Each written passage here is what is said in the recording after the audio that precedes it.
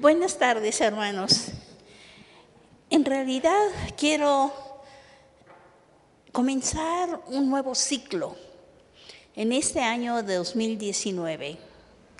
Creo que estamos viviendo como país y como planeta cambios realmente increíbles. Y muchas veces nosotros nos quedamos azorados y decimos, ¿y qué puedo hacer yo? Y nos sentimos impotentes, ¿no es cierto? Hasta que caes o en la depresión o en la indiferencia. Dices, si no puedo hacer nada, pues mejor la disfruto y comamos y bebamos, que mañana moriremos. Ahora, sin lugar a dudas, todo nos indica que el Señor ya viene. En los últimos tiempos la maldad crecerá de tal manera que aún los escogidos serán engañados.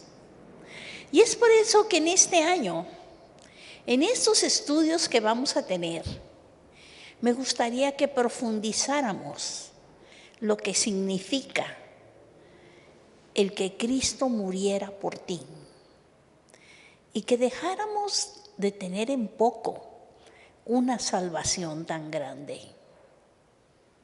Porque sin lugar a dudas, en Cristo habita toda la plenitud de la deidad. Y Él es el que dijo, yo he vencido al mundo y te voy a hacer más que vencedor. Entonces para mí, el cuestionamiento que siempre he tenido toda mi vida es, Señor, ¿y cómo me vas a hacer más que vencedora? Y ya lo descubrí, hermanos, y quiero compartirlo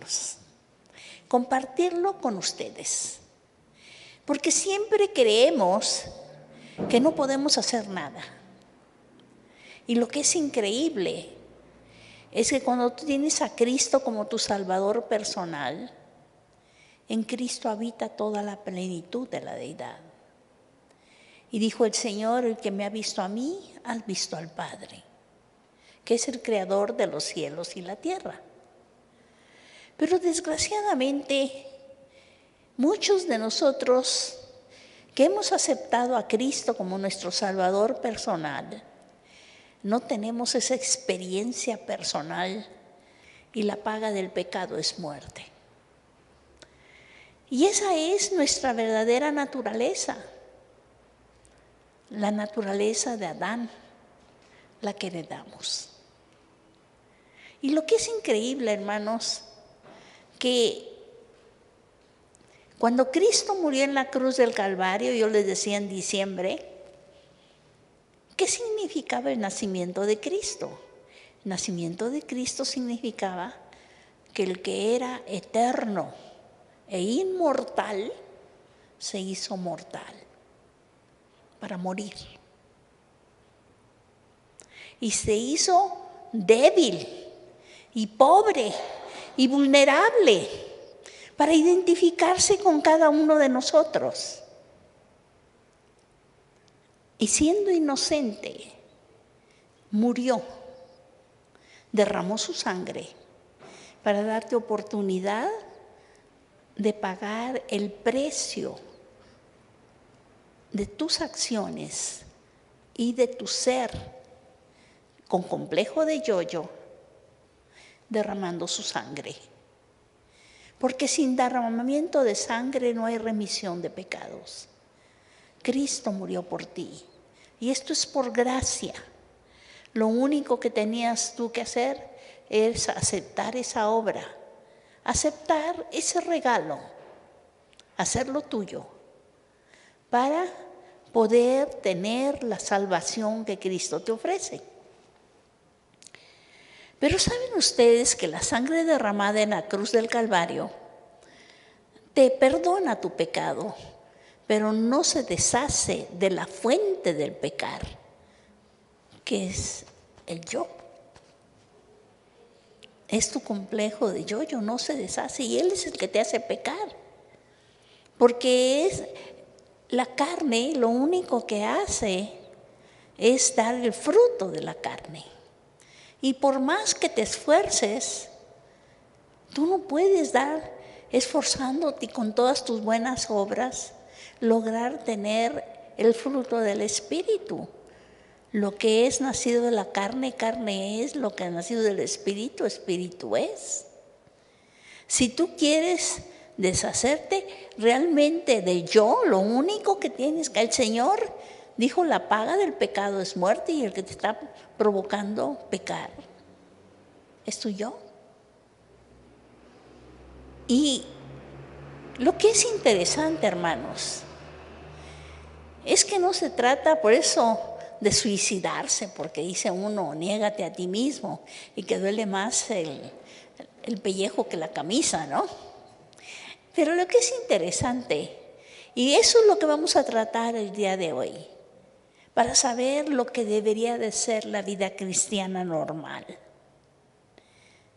y que dejemos de tener en poco una salvación tan grande. Vivimos como fracasados, teniendo una fuente de victoria que es Cristo.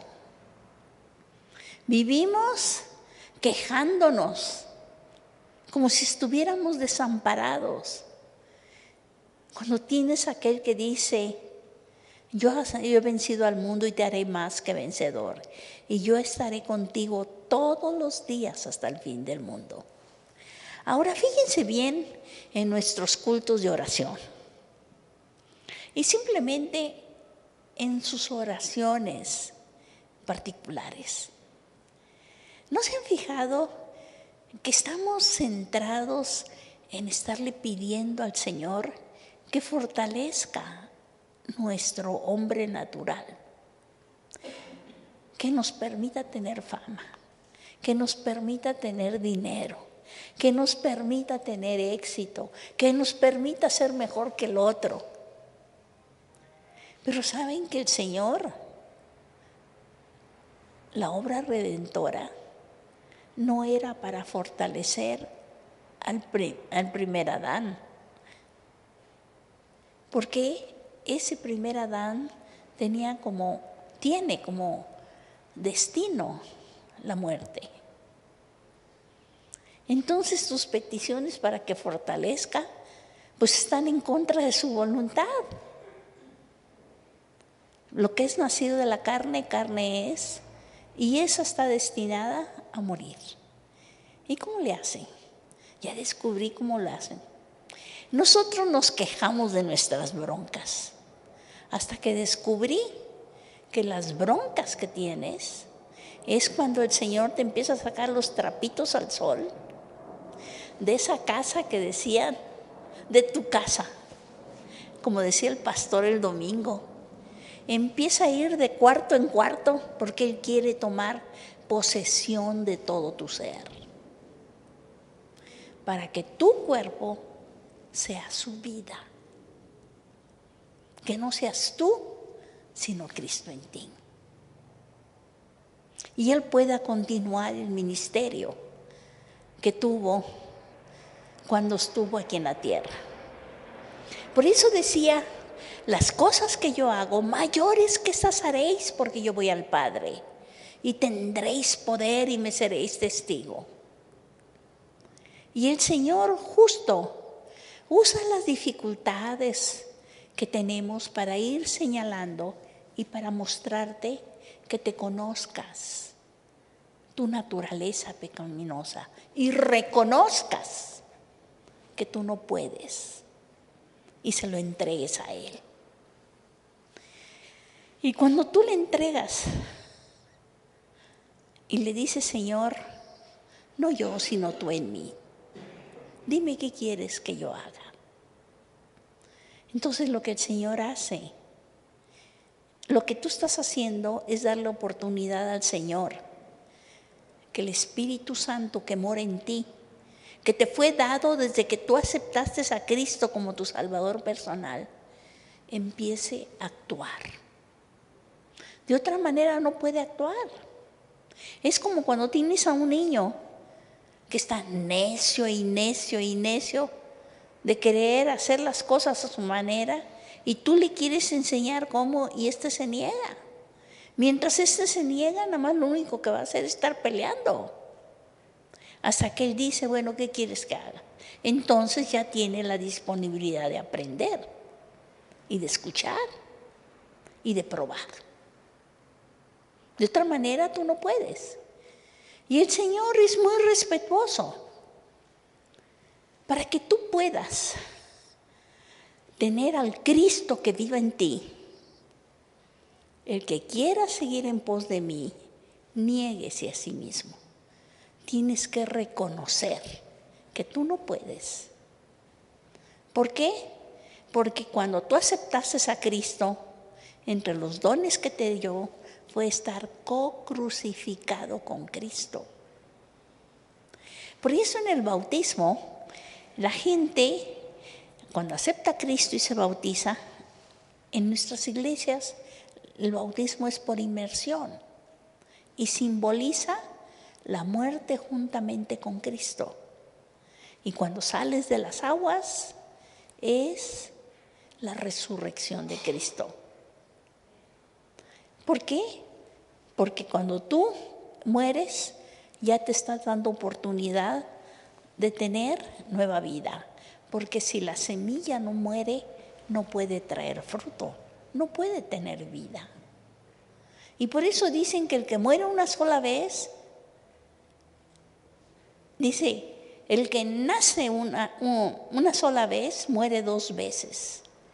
Mueres físicamente a causa de tu pecado original y mueres espiritualmente porque no tienes vida.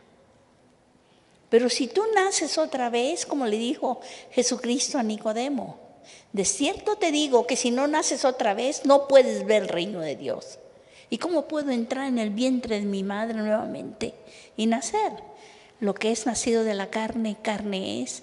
Lo que es nacido del Espíritu, Espíritu es. Entonces el Señor te va a dar, cada vez que te niegas a ti mismo, te está dando esa nueva vida.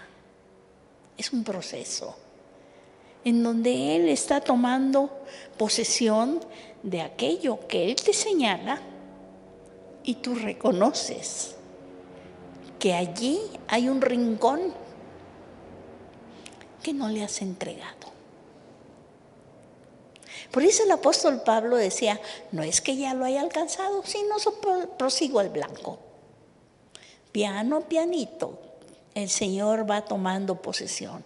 Toma tu cruz cada día. Porque cuando tú tomas tu cruz cada día, estás reconociendo que estás crucificado juntamente con Cristo. Y cuando tú ya reconoces que estás crucificado, es cuando el Señor tiene oportunidad de darte vida. ¿Ven qué interesante? Y, hermanos, precisamente las broncas, ¿nunca se han fijado que dicen que los cristianos nos bautizamos y creemos que nos sacamos la lámpara de Aladino y que ya todo va a ir bien, que no vamos a tener ninguna clase de problema? Y parece que se nos empeora las cosas. Y no lo podemos entender. Y por eso muchos se rajan. Pero si tú pudieras entender que el Padre al que ama, castiga y corrige. Y tú, habiéndote entregado, has sido adoptado por el Señor. Pero tiene que acostumbrarte y que conozcas lo que significa tener vida espiritual. ¿Por qué? Porque es una vida que trasciende la muerte. El que nace 2 veces muere una sola vez. Cristo vino a morir por ti y a tener vida eterna. Y es maravilloso. ¿Por qué? Porque el Señor te rescata de tu pecado. Pero si tú no aprendes a entregarle cada día, que es opcional, tu yo, cuando Él te lo indica, ¿Saben que Jesucristo cuando estaba en la cruz le dijeron, si tú eres hijo de Dios, bájate? ¿Para qué sufres? Pero si hubiera bajado, ¿qué hubiera pasado? No hubiera cumplido el propósito para lo cual vino, que era redimir al hombre. Y nosotros estamos co-crucificados con Él cuando lo aceptamos con nuestro Salvador personal. Pero cada vez que el Señor te señala algún punto que Él quiere que le entregues y tú te niegas, ¿saben lo que significa? Es bajarse de la cruz. Te bajas de la cruz, Él dice no. Y dejas de cumplir el propósito para el cual fuiste creado. Y no puedes ser guiado por el Espíritu hacia esa vida abundante que Él te ofrece. Porque saben que cuando tú le ofreces al Señor y dices, yo no, Señor, sino tú en mí, Él pone en ti el querer como el hacer y con qué. Te da los recursos. Le dijo a los discípulos que era necesario que Él se fuera, porque enviaría al Espíritu Santo. Y las cosas que yo hago, mayores que estas haréis, porque yo voy al Padre. Y tendréis poder y me seréis testigos. Vean ustedes a los apóstoles, cuando estaban crucificando al Señor, ¿dónde estaban? Huyeron, acobardados. Creo que Juan era el único que estaba por ahí. Todos los demás desaparecieron.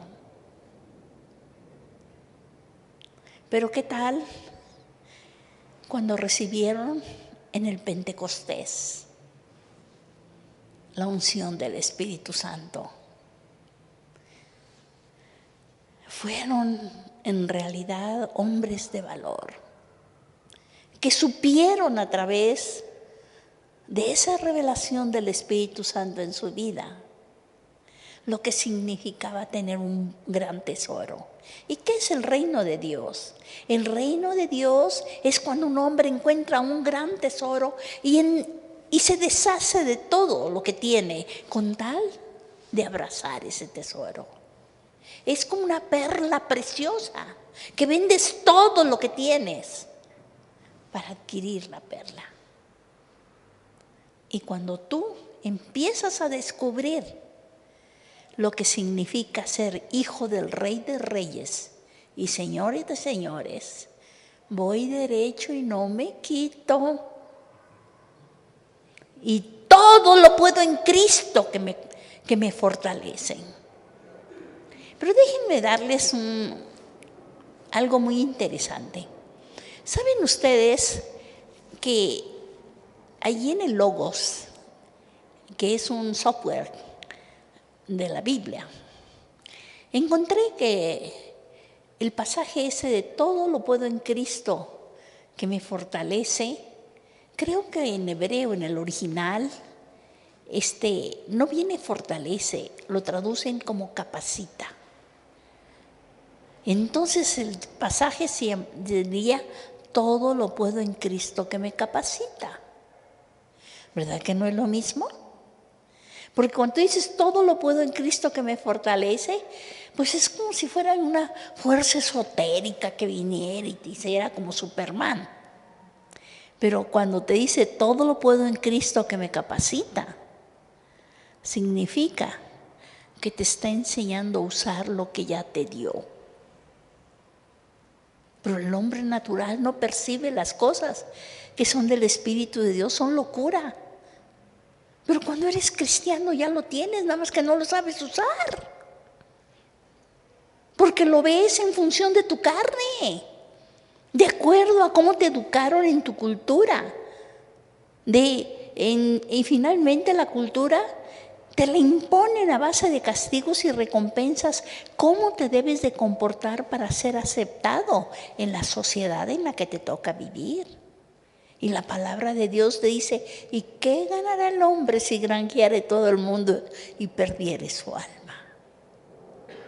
Entonces ahí estamos viendo que es un reino que te da acceso a lo sobrenatural. Y de eso te pierdes cuando no has aprendido a no tener en poco una salvación tan grande. Y cuando dices, todo lo puedo en Cristo que me capacita. Hermanos, es como cuando te compras una supercomputadora.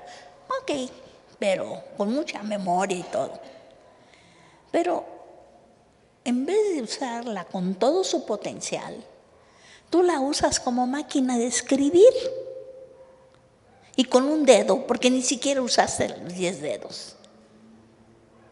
Y todavía estás usándola cuando tienes todo un potencial.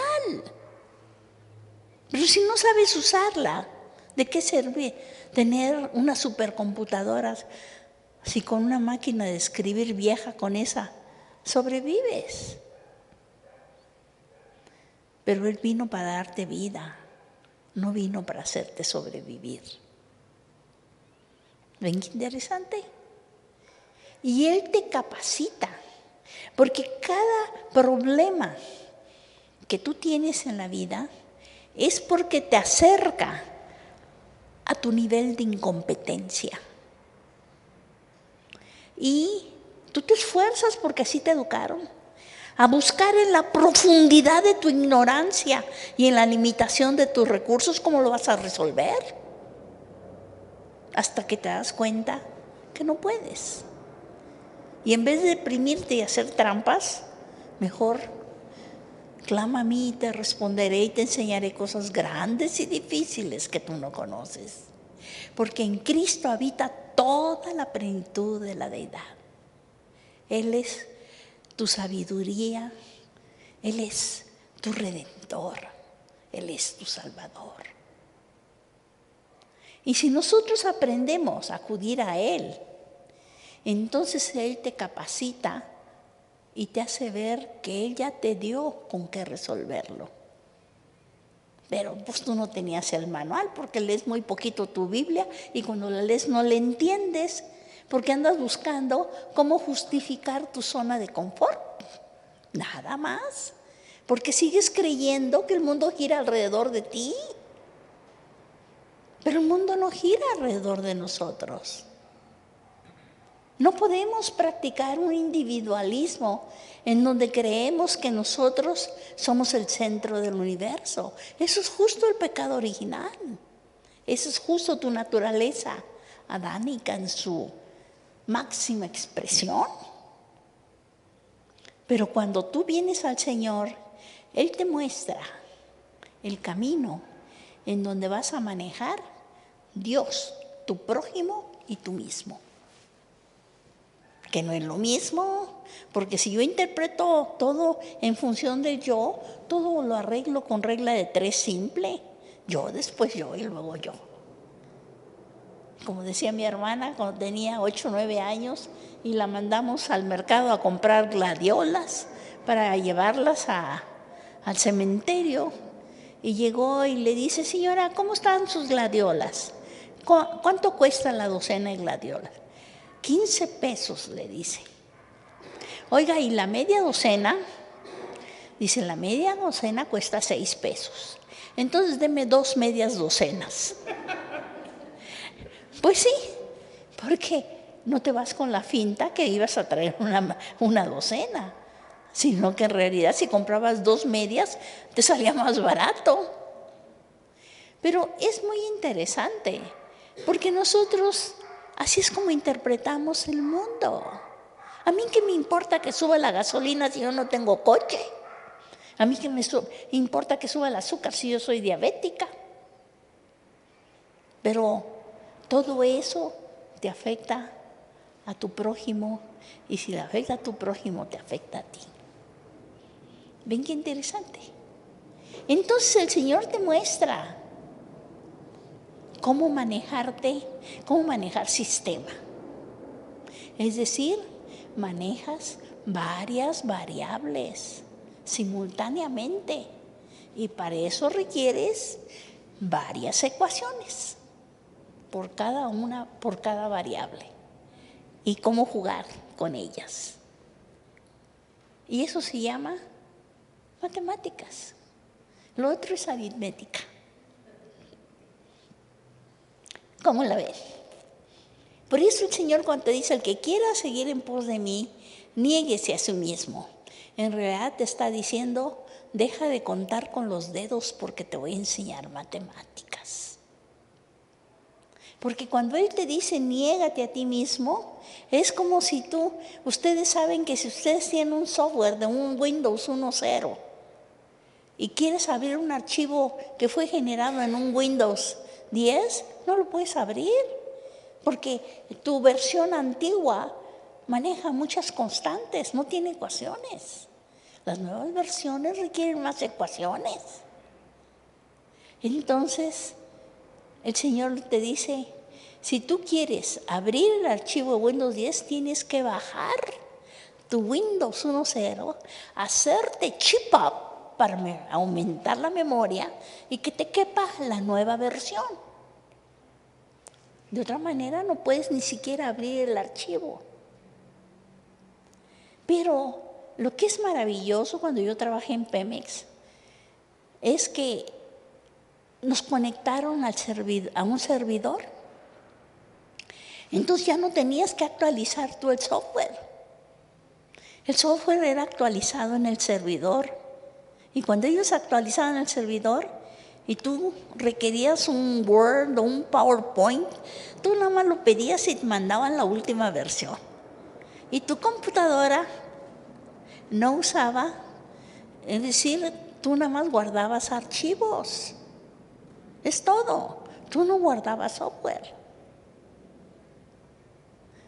Y ya viéndolo desde el punto de vista espiritual, el Señor dice, el Hijo del Hombre no vino para ser servido, sino para servir y dar su vida en rescate por muchos.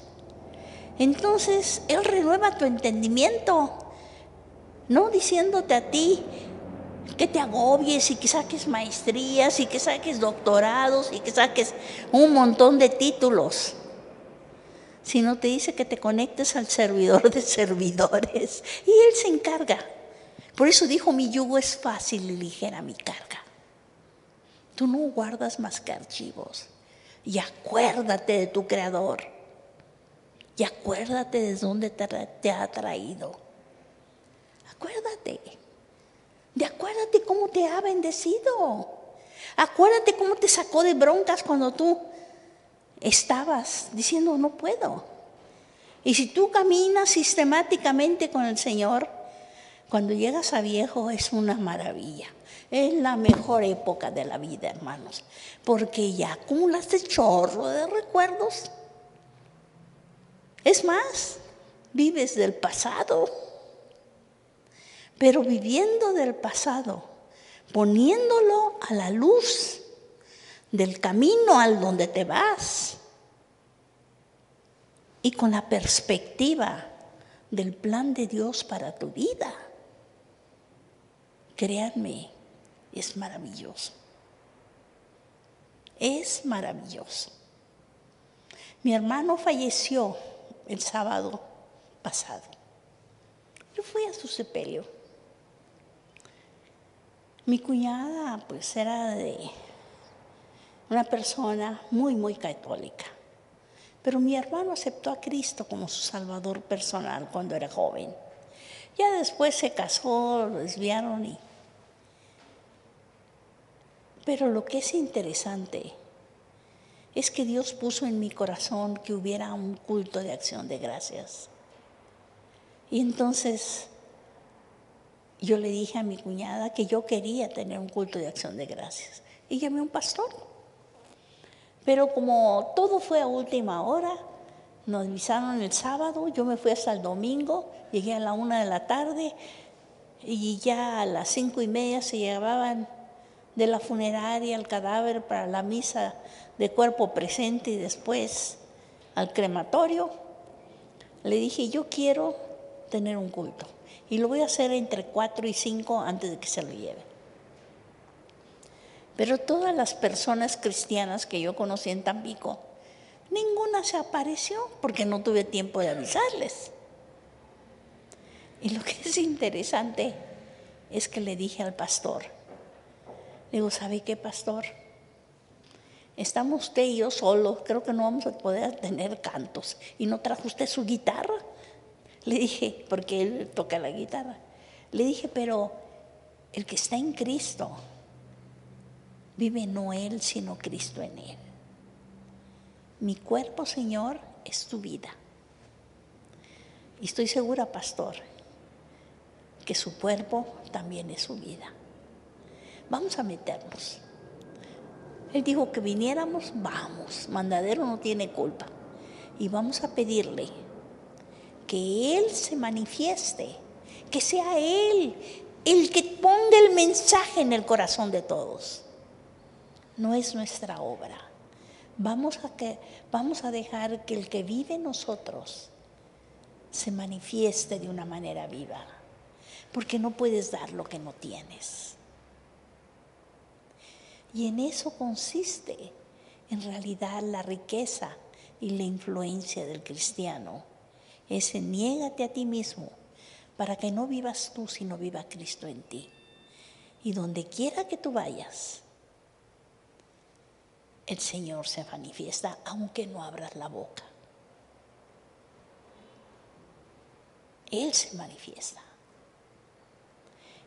Y ahora, después de la introducción, nos vamos a ir rápidamente al mensaje, porque quiero darles las bases bíblicas de lo que realmente, lo que hemos estado discutiendo y cómo el Señor te puede usar.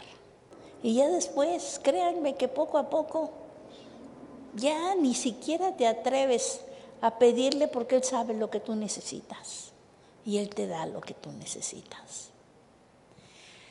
Por favor, hermano, ¿quiere darme la primera diapositiva? Dice, la vida cristiana normal para Dios puede resumirse así. Ya no vivo yo, sino vive Cristo en mí. ¿La que sigue? ¿La que sigue?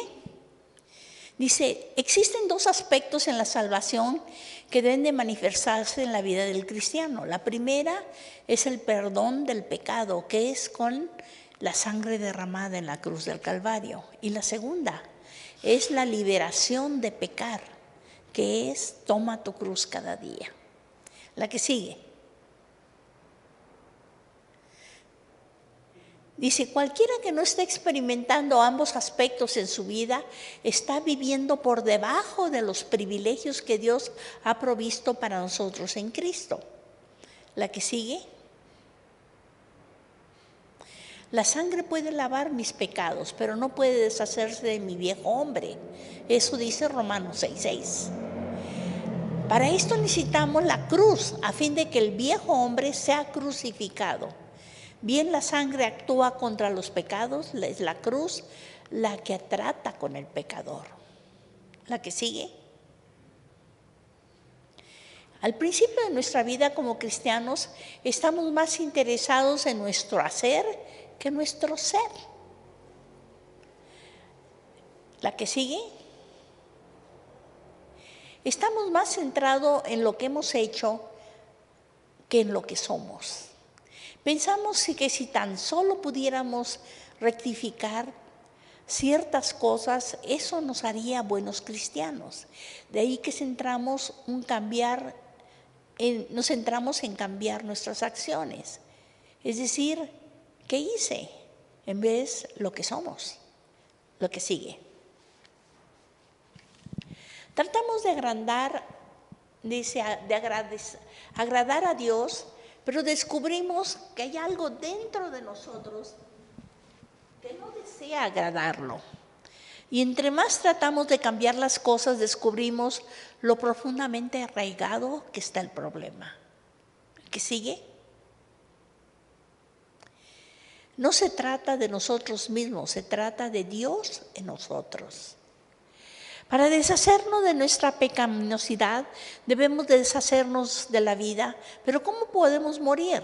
No se trata de matarnos, sino morimos reconociendo que Dios ya trató con nosotros en Cristo. La que sigue. Son 4 las condiciones para vivir la vida cristiana. Conociendo. o sea, la revelación de Dios sobre lo que Cristo hizo por nosotros, reconociendo, experimentando lo que Él nos ha revelado en nuestras vidas. Tercero, presentarnos delante de Dios, o sea, consagrando a Dios lo que surge de la nueva vida que ha colocado en nosotros. Y en cuarto, caminar en el Espíritu, madurando espiritualmente para ser sensible a su guía, porque Él te va guiando. La que sigue. Esto no es conocimiento intelectual, sino un abrir los ojos del corazón para ver lo que tenemos en Cristo. La que sigue. Entonces la palabra escrita de Dios se vuelve la palabra viva de Dios para ti. Te tiene que dar el espíritu de sabiduría y de revelación en el conocimiento de Él. Eso dice Efesios 1:17. La que sigue.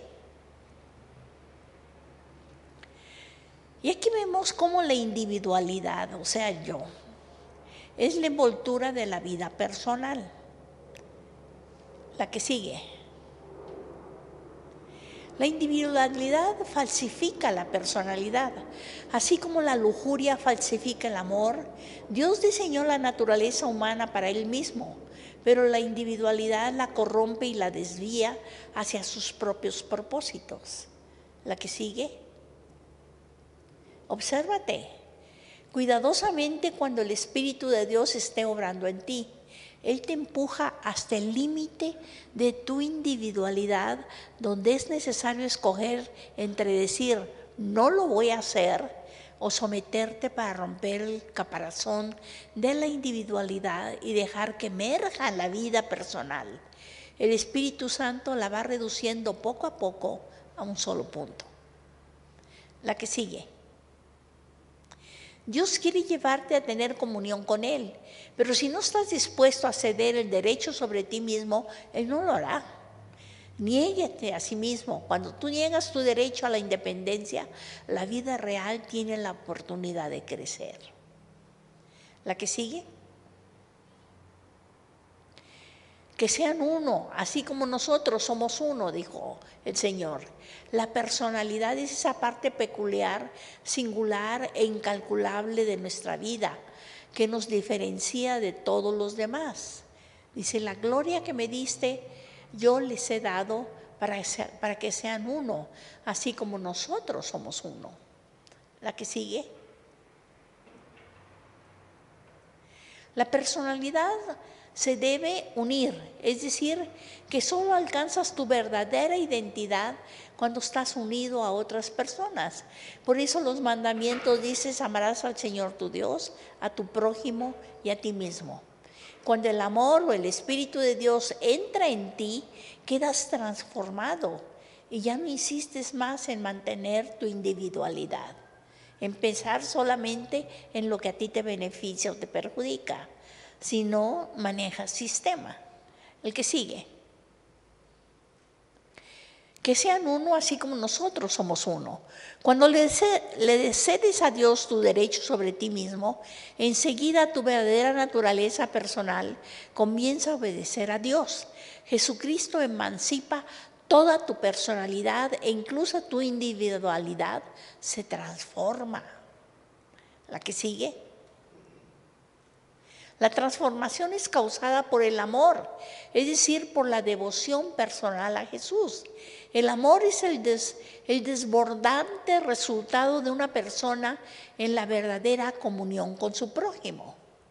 ¿La que sigue? La individualidad, entonces, Jesús dijo a sus discípulos, si alguien quiere seguir en pos de mí, niéguese a sí mismo. ¿La que sigue? La individualidad se abre pasos a los codazos, separando y aislando. ¿La que sigue? La individualidad como un caparazón es la protección natural creada por Dios para la vida personal. Pero para que esa vida personal pueda surgir y llegar a la comunión con Él, Nuestra individualidad debe desaparecer, no yo. Ese yo está destinado a ser crucificado. ¿El que sigue? La individualidad falsifica la personalidad. La individualidad corrompe y desvía hacia sus propios propósitos. ¿La que sigue? La individual dice, no me importa nada, tengo mis razones, no escucho, no me interesa, mi opinión es verdadera y háganle como quiera. La que sigue. Dios diseñó la naturaleza humana para Él mismo. La que sigue. Nuestra personalidad no puede dejar de creer. La que sigue. El Espíritu de Dios está obrando en ti. Él te empuja hasta el límite de tu individualidad. El Espíritu Santo la va reduciendo poco a poco a un solo punto. Dice Mateo 5, 23 al 24. ¿La que sigue? Niéguete a sí mismo. Cuando niegas tu derecho a la independencia, la vida real tiene la oportunidad de crecer. ¿La que sigue? Para que todos sean uno. La personalidad, que sean uno, así como nosotros somos uno. Juan 17, 22. ¿La que sigue? La personalidad es esa parte peculiar, singular e incalculable en nuestra vida que nos diferencia de todos los demás. ¿La que sigue? La personalidad es demasiado grande para poderla comprender. Una isla en el mar puede ser solamente la cima de una gran montaña. Nuestra personalidad es algo parecido. ¿La que sigue? Como no conocemos las grandes profundidades de nuestro ser, no podemos hacer una valoración de nosotros mismos. ¿La que sigue? Dice, así como la individualidad caracteriza la parte externa del hombre natural, la personalidad es el sello característico del hombre espiritual. Nunca podemos describir nuestro Señor a partir de la individualidad o la independencia, sino solo a partir de su personalidad. El Padre y yo, uno somos, dice Juan 10:30. ¿La que sigue?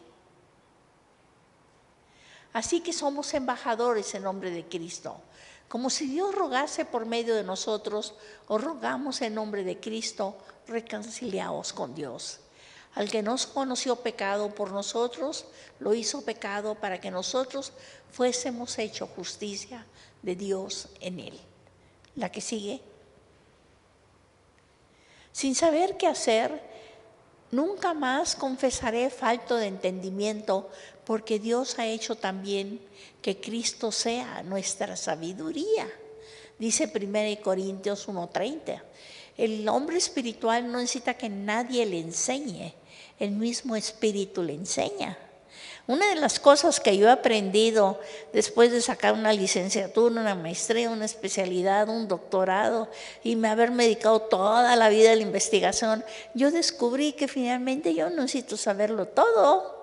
Lo único que tengo que saber es lo que me preguntan. ¿O no?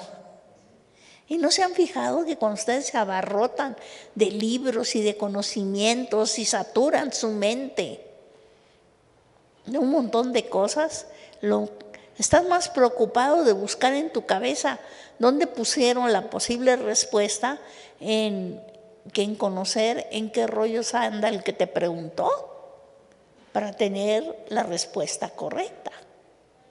Es como el niño que le dice a su papá, oye papá, ¿cómo nacen los perritos?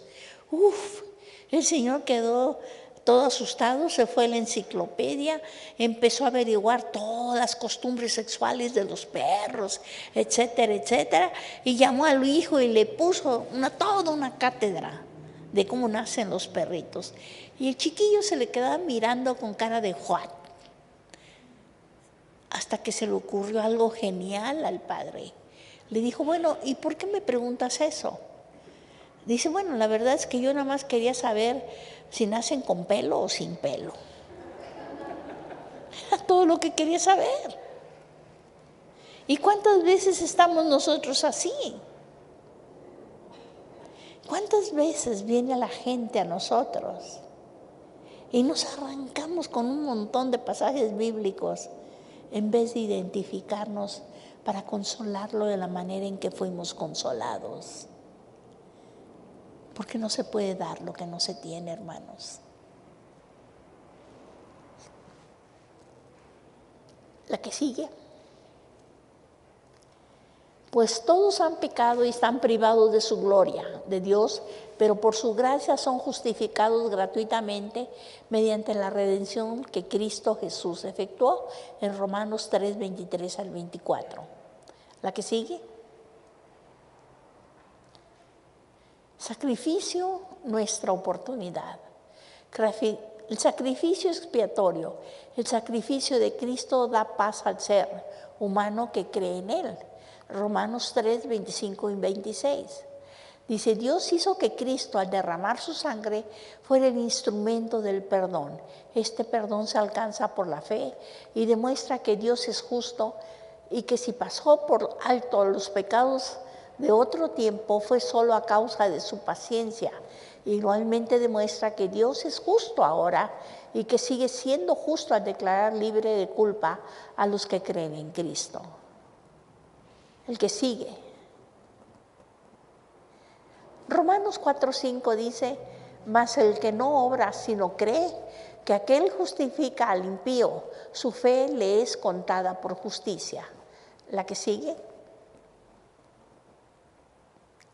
Resumen, podemos decir que toda la obra de Dios ha sido cumplida en Cristo.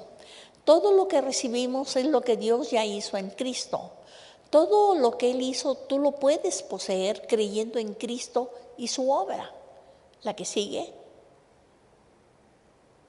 Si estamos en Cristo, todo lo que es de Él es nuestro. La que sigue. La vida victoriosa que yo busco en Cristo es algo que yo ya poseo desde que creí en Él. Solo que tengo que reconocer que estoy co-crucificada con Él para gozar de la guía y el poder del Espíritu Santo en mí.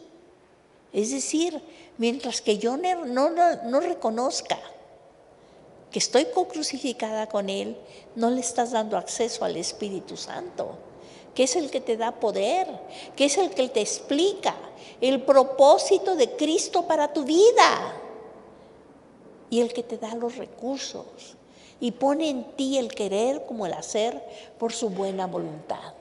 La que sigue. Dios nos quiere guiar a vivir enteramente por su Espíritu, porque fuera del Espíritu Santo no hay vida. Todo lo que está fuera del Espíritu de Dios es muerte. Cualquiera que contacte la palabra de Dios sin entrar en contacto primero con el Espíritu Santo no podrá ver el poder de la Biblia, ya que sin el Espíritu de Dios la Biblia no es más que palabra muerta. La que sigue.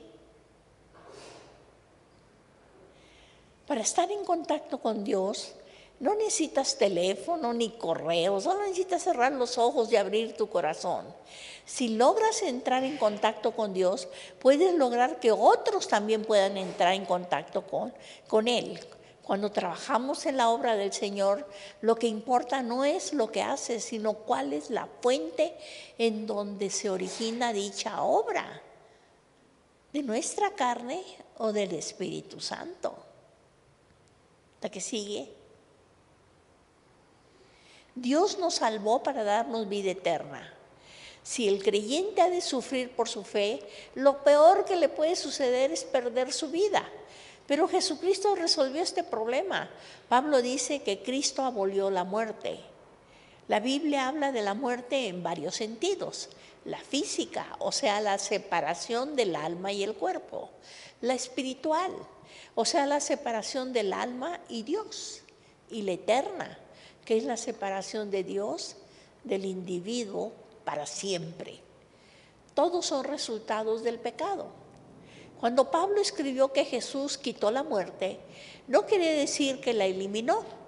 Los que han creído en Cristo siguen separados de Dios, Efesios 2:1, y los humanos siguen experimentando la muerte física y algunos sufrirán la segunda muerte, la muerte eterna, que es Apocalipsis 20:14. ¿La que sigue? Para el creyente la muerte espiritual y la muerte eterna ya no existen, porque han recibido la vida eterna. La muerte física es simplemente dormir en Cristo. Pablo dice que el morir es ganancia, lo cual es muchísimo mejor, que dice Filipenses 1:21 al 23. Además, la muerte física no señala el fin del cuerpo. En la resurrección, Dios transformará el cuerpo de la humillación nuestra para que sea semejante al cuerpo de la gloria suya, dice Filipenses 3:21, porque Jesucristo ha vencido la muerte. ¿La que sigue? Esta expresión se refiere al nuevo vínculo que se establece entre Dios y la persona que vuelve a nacer. Juan 3:3, 7. Dios adopta a los que nacen de nuevo como sus hijos. Romanos 8:15, 16, Gálatas 4:5, Juan 3:1. Su situación es parecida a la de quienes han sido legalmente adoptados, pues cambian de estado y llegan a formar parte de la familia de Dios, según 2 Corintios 6:18. ¿La que sigue? Hermanos, pues dice que Dios les bendiga siempre. Pero yo quisiera, antes de terminar, darles un testimonio personal para que sepan por qué creo lo que creo. Es increíble. El Señor te prueba. Cuando te ponen las pruebas, quiere saber si estás dispuesta a confiar en que Él ha vencido al mundo y que Él está contigo. Déjenme contarles una anécdota. Cuando estaba yo en Europa, sacando mi doctorado, estaba en la maestría. En ese primer año, en donde estábamos tomando cursos, y no los teníamos los viernes los cursos, y casi se echaban 2 capítulos de libro en una sola clase, y nunca nos hicieron exámenes. Los exámenes nos dejaban para fin de año, y llevábamos como 3 cursos, y entonces los exámenes de la maestría te citaban a las 8 de la mañana, te aventaban los 3 exámenes y los recogían a las 12. Y si pasabas, pues ya la hiciste. Y si no, pues ya tronaste todo el año. ¿Se imaginan lo que es presentar exámenes de esa manera? Es terrible. Máximo que en ese primer año yo tuve que enfrentarme a un montón de retos. Todas mis constantes se hicieron variables. Y sin embargo, estaba yo estudiando nos dieron una semana porque estábamos sacando al mismo tiempo la especialidad de ingeniero petroquímico y llevábamos mucha síntesis orgánica y estábamos metidos en el laboratorio todo el santo día. Pero nos dejaron que una semana antes para que preparáramos los exámenes de la maestría y después teníamos que pasar los exámenes de la especialidad. Fue muy interesante porque créanme, hermanos, yo estudié francés 6 meses antes de irme a Francia y llegué allá y yo era la única mujer y la única extranjera. Todos los demás eran franceses. Yo era minoría por los 2 lados. Y entonces, sin lugar a duda, los primeros cursos que yo tomaba, y otra cosa, ahí en Marsella, no hablaban francés, hablaban patois. Es como si tú estudias español en Madrid y te mandan a la Universidad de Tepito. Tienes que averiguar de qué te están hablando. Y yo me compré una grabadora y grababa nada más y tomaba apuntes tratando de ligar mis apuntes con lo que estaban diciendo para saber de qué están hablando. O sea que era bien difícil. Por eso yo les digo, no necesitas saber todo más que lo que te están preguntando. Y tenía que saber de qué estaba hablando. Pero dejando todo eso, en víspera de estos exámenes, un día antes que tenía que presentar mis exámenes, yo había estado estudiando hasta las 2, 3 de la mañana, me levanté ya como a las 8 y me fui, iba rumbo al laboratorio porque ahí tenía una pequeña biblioteca donde tenías mi lugar y quería seguir estudiando allá con mis compañeros. Y pasé por donde estaban entregando las cartas, es decir, donde teníamos nuestro buzón. Y vi que el cartero llegó y vi una carta en mi buzón. Y saqué la carta de mi buzón y resulta que era una carta de mi cuñado, que fue la primera y la única carta que he recibido de él toda mi vida. Y la abrí y me estaba dando las condolencias por la muerte de mi hermano. Mi hermano tenía 22 años. Yo había recibido 2 semanas antes una tarjeta en donde me decía: feliz cumpleaños, aquí tengo tu regalo, nos vemos en el verano. Y 2 semanas después recibía la noticia de que había fallecido. Lo que sucede es que se fue a Tampico, le encantaba la cacería, se fue de cacería y estaba la época de la fiebre equina. Y yo creo que lo picó algún mosco en una semana con calenturas altísimas. Se fue, simplemente falleció. Y claro, para mí fue un golpe y no lo puedes aceptar. Entonces yo dije, no, esto no es cierto. Y me fui a la biblioteca y traté de estudiar. Y ya como al 4 para las 12, 5 para las 12 llegaron mis compañeros. Y me dijeron: Susana, ¿no quieres ir a comer con nosotros? Íbamos a la cafetería, o sea, ahí al comedor universitario. Y entonces le dije sí. Entonces, como mi escritorio daba hacia la pared, me volteé y vieron que tenía los ojos hinchados de llorar. Y me dice: no, hombre, si los exámenes no son tan difíciles. Y le dije: no, no es por los exámenes, lo que pasa es que acabo de recibir la noticia de que mi hermano falleció. Y después me dijeron: bueno, no creo que quieras venir con nosotros. Le dije: no. Entonces les di dinero para que me compraran un sándwich y un refresco.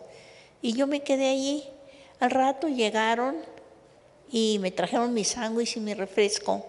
Y uno de mis compañeros, que era el sobrino del arzobispo de Marsella, un chico muy lindo, un buen compañero, se quedó allí escuchando y yo le estaba diciendo lo maravillosa relación que tenía yo con mi hermano.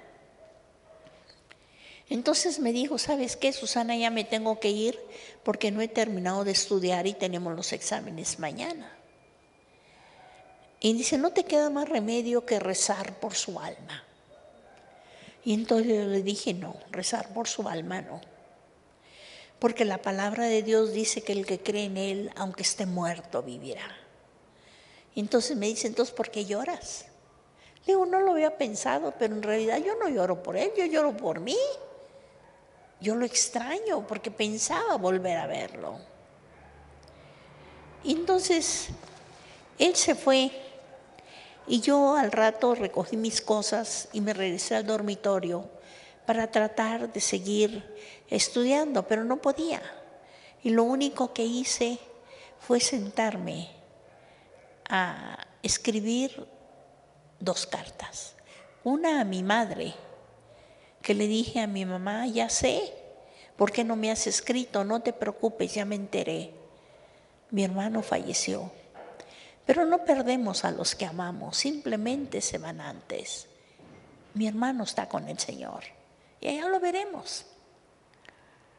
Pero cuando yo terminé de escribir esa carta, viene el diablo y mete la cola y dice: Oye, Susana, cuando tú tenías frío, acostumbrado a los calores de Tampico, y te vas a Marsella, donde te ponen en un cuarto del dormitorio del lado norte y agarras de los primeros mistrales, que son vientos huracanados de más de 100 kilómetros por hora que vienen de los Alpes y desembocan en el Mediterráneo congelando todos los charcos.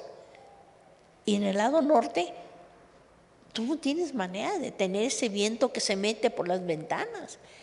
Y estaba en un dormitorio que no tenía calefacción ni agua caliente durante 2 meses. Y cuando tú tenías frío, te decías que hacía calor y te calentabas. Y para bañarte, decías, ¿saben ustedes cómo se baña uno con agua helada? El truco es meter la cabeza. Una vez que se te congelan las ideas, ya no piensas. Y te calientas. ¿Por qué? Porque el cuerpo reacciona. Y entras en calor y es la única manera en que puedes dormir. Porque yo me dormía con las botas puestas y no me alcanzaba a calentar, solamente bañándome con agua helada para poderme dormir. Y entonces dices, cuando estabas así, tú decías que hacía calor y te calentabas. ¿No crees que es pura autosugestión? Y ahora que tu hermano ha muerto, dices que no ha muerto, sino que está con el Señor. ¿Quién ha venido entre los muertos para decir que el que cree en Él, aunque esté muerto, vivirá? Y créanme, hermanos, que yo caí de rodillas. Teníamos cuartos individuales en ese dormitorio. Y yo le dije, Señor, yo sé que tú nunca me has mentido, pero tú sabes lo que hay en mi corazón. Y yo quiero que me des una prueba, Señor, de que el que cree en ti, aunque esté muerto, vivirá. Dame la paz para presentar mis exámenes mañana. Y entonces yo sabré que el que cree en ti, aunque esté muerto, vivirá. Era imposible, hermanos. Si casi era imposible que pasara los exámenes, aunque no hubiera pasado nada. Echarte 3 exámenes de 3 materias de todo un año. Entonces, al día siguiente sucedió algo muy extraño. Me levanté y dentro de mí había un gozo que sobrepuja todo entendimiento. Yo estaba feliz. Sentía, como dice ese corito en inglés, it's bubbling, it's bubbling, it's bubbling in my heart. Hay gozo, hay gozo, hay gozo en mi ser. Hay canto, hay risa, porque yo soy de Él. Y yo decía, Susana, estás loca, tú no puedes estar feliz. Tú debes estar triste, pero yo no podía poner triste. Yo estaba feliz y yo irradiaba felicidad. Me presenté a los exámenes y mis compañeros cuando salimos se me acercaron, porque ya el chico les avisó a los demás para darme las condolencias. Y no sabían cómo darme las condolencias. ¿Cómo le puedes dar las condolencias con alguien que parece que se sacó la lotería y que está, como dice, su copa está rebosando? Y yo les decía, es que no perdemos a los que amamos, simplemente se van antes. Mi hermano está con el Señor, porque Él es la resurrección y la vida. Y pude dar testimonio. Pero fue algo realmente, y saben ustedes, hermanos, que yo me saqué el segundo lugar de todo el grupo. ¿Cómo lo hice? Él que conecta los circuitos, me conectó los 4 hemisferios para el saber en qué andaba ahí y qué es lo que tenía que contestar. Pero yo pasé, y no solamente de panzazo, yo tuve el segundo lugar. Y por eso les digo que no necesitan saber todo más que lo que les preguntan. Y cuando tienes a aquel que sabe todo, pues te dice para dónde está la movida. Y cuando te da paz y te da gozo, tu cerebro piensa con claridad. No tienes miedo. Simplemente le sigues la corriente y obedeces. Mi yugo es fácil y ligera mi carga. Lo que es maravilloso es que Dios puso en mi corazón escribir una segunda carta. Esta segunda carta le escribí a una chica que conocí en Suiza, en Semana Santa, donde los misioneros a donde yo asistía como iglesia en Marsella venían de una misión suiza. En realidad la sede estaba en Suiza y la de Marsella era una misión suiza. Y yo asistía allí con ellos. Y yo estaba tan agotada, yo en 6 meses perdí 7 kilos del estrés y del trabajo arduo. Pero Dios te da, yo decía, Señor, yo no puedo. Y entonces Él me decía, tú esfuérzate y sé valiente. Bueno, pues si se trata de esforzarse y soy valiente, yo me esfuerzo y soy valiente, de lo más te encargas tú. Y créanme que sí se encarga. Tú nada más tienes que hacer lo que te dijo que hicieras. Y lo que fue maravilloso, hermanos, es que llegué a este lugar en Beatenberg y era un hotel de 5 estrellas que había sido donado a este grupo de Beatenberg y lo hicieron un hotel en donde iban los misioneros que venían de Asia y de África, etcétera, etcétera, para descansar en vacaciones. Y ahí me fui a pasar 3 días en Semana Santa. Y me asignaron una mesa en donde era un señor con sus 3 hijas. Este señor había estado casado con una española, era un suizo, y las hijas eran hijas de la española, pero la española falleció. Entonces él se volvió a casar con una suiza, una misionera. Pero de las 3 hijas, eran unas cristianas maravillosas, pero una de ellas tenía 18 años y era la época, le estoy hablando de la época de los hippies, cuando los chamacos de 18 años se creen chuchas cuereras y creen que todo lo saben. Y la chica estaban orando el padre y las hermanas porque aceptara al Señor, y ella dijo que no, que ella jamás aceptaría al Señor mientras que el Señor no le diera respuesta a todas sus preguntas.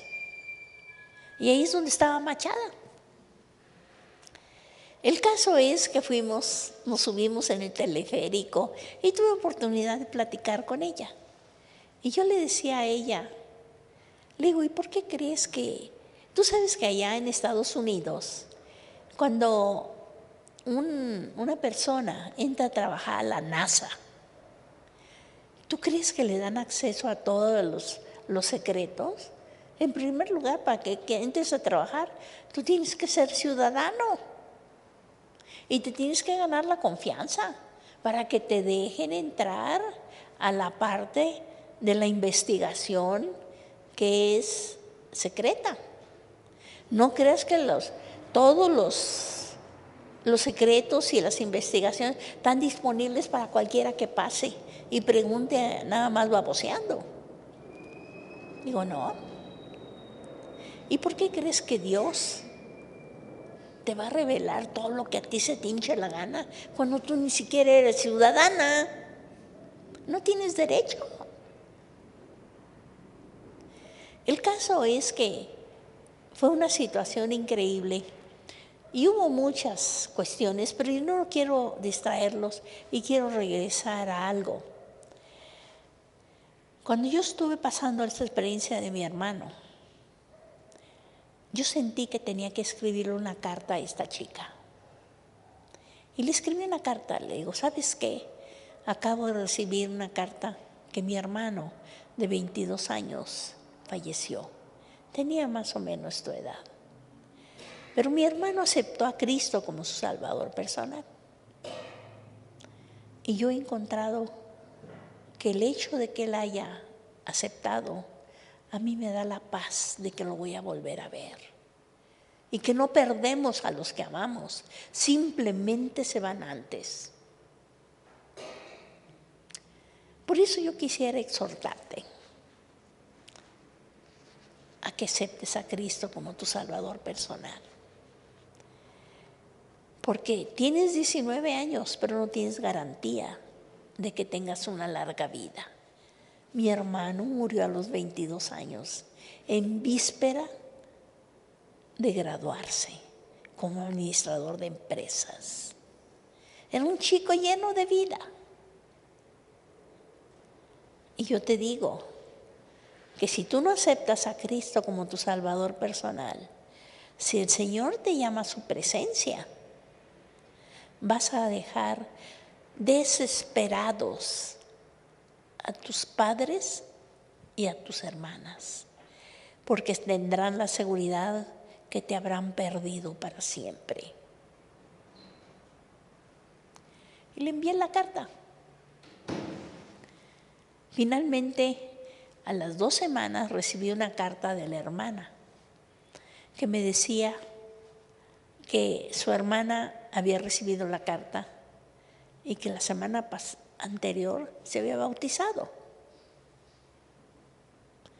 Porque, hermanos, cuando aceptar a Cristo te da acceso a la salvación y te da acceso a la vida eterna, pero te da un acceso a una vida abundante, a un tesoro incalculable, a una piedra, a una perla preciosa, de tener a Dios como tu guía a través del Espíritu Santo. Y si mi pueblo se humillare, yo sanaré su tierra. ¿Y quién es su pueblo? Es todo aquel que se niega a sí mismo y por lo tanto forma parte del ejército que sigue a la cabeza, que es Cristo. Y Él ya viene y quiere usarnos a todos y cada uno de nosotros, que estemos dispuestos a seguirlo